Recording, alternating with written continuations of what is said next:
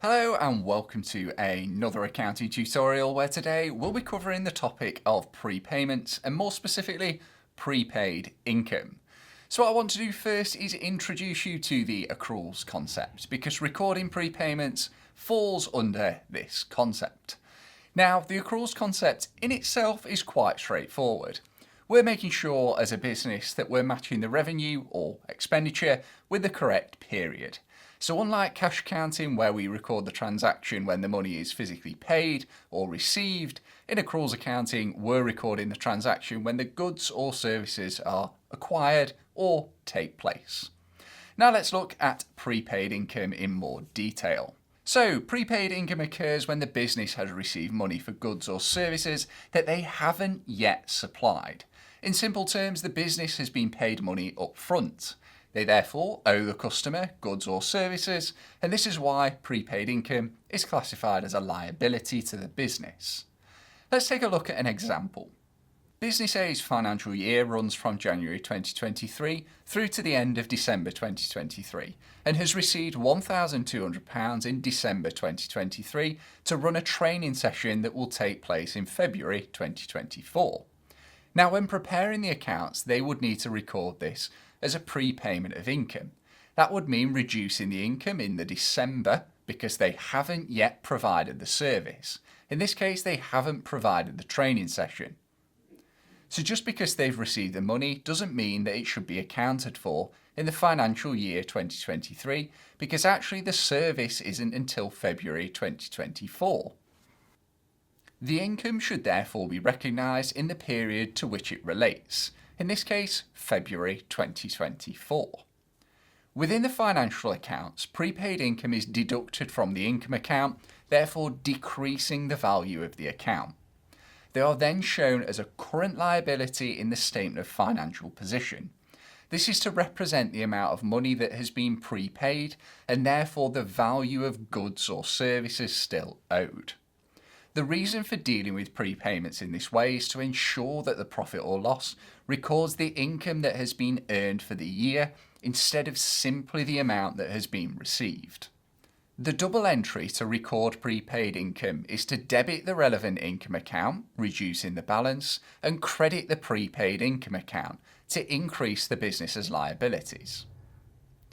Now let's put this into an example scenario. Hawkins Limited's financial year runs from the 1st of October until the 30th of September. The trial balance of Hawkins Limited as at the 30th of September 2023 shows a credit balance for rental income of £36,800. Within this amount, £4,200 relates to October 2023. So you can see here that we have a problem. Included within our £36,800 is £4,200 rent related to the following financial year. Firstly, let's start off by looking at our accounts before any adjustments are made. We can see that there's currently a balance of £36,800 within the rental income account. There's also a nil balance within the prepaid income account. The next step is to record the prepayment of income within our accounts. We know that the £4,200 recorded in the rental income account relates to October of the next financial year. This therefore needs removing from the current financial period and moving into the next financial period. We therefore need to debit the rental income account by the prepayment amount of £4,200 and credit the prepaid income account for £4,200. At this point, we have successfully recorded the prepayment within our accounts. We now need to look at closing off these accounts as part of the year-end process. To do this, we transfer the balance on the rental income account to the profit or loss. In this example, that would be the current balance of £36,800 minus the prepaid income amount of £4,200 to give you £32,600. We then debit this to the rental income account, bringing the balance to zero, ready for the new financial year, and credit the profit or loss to show the amount of rental income for the year. Within the prepaid income account, we simply need to balance off the account, which will then be brought down into the next period.